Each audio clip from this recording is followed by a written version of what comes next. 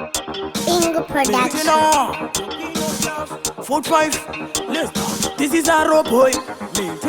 Saka Fire King, tiri kupira kunge motonga. Swika ipapo nchivabika sepoto. Otisani kupinda wafarira mukoto. Diriwe my lines insa kumpeto. Nakoma gen, totora marisha kangwara. Inini, tunipana wapomba mabara. Matanga hondo ngoma ndo ziparura. First party timunda tinda kagarira. Nakoma gen, totora marisha kangwara. Inini, tunipana wapomba mabara. Matanga hondo ngoma ndo ziparura. First party timunda tinda kagarira. Nakoma gen, gengendi chibaka baka. Pagura ichikafu chiye chandabika. Doda kutoimba ndisatida sika. Kutaranda kaenda kutasetabuka. Nakoma gen, wauya robo iwezi nyowani. Andichinje voice ndini ile patani. Andisiwe matimoni mweye ya satani. Tangu kungotonza chidambura ngetani. Tutora marisha kangwara. Inini, tinipana wapomba mabara. Matanga hondo ngoma ndo ziparura. Voice party timunda tinda gagarira. Nakoma gen, tutora marisha kangwara. Inini, tinipana wapomba mabara. Matanga hondo ngoma ndo ziparura.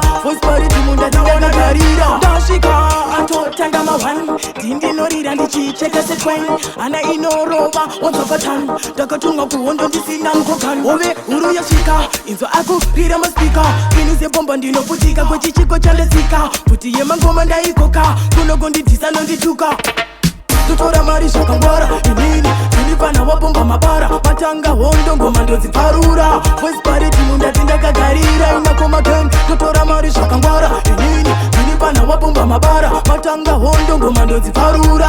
Voice party timunda tinda kagarira. Nakoma gen, gengendi chibaka baka. Pagura ichikafu chiye chandabika. Doda kutoimba ndisatida sika. Kutaranda kaenda kutasetabuka. Nakoma gen, wauya robo iwezi nyowani. Andichinje voice ndini ile patani. Andisiwe matimoni mweye ya satani. Tangu kungotonza chidambura ngetani. Tutora marisha kangwara. Inini, tinipana wapomba mabara. Matanga hondo ngoma ndo ziparura.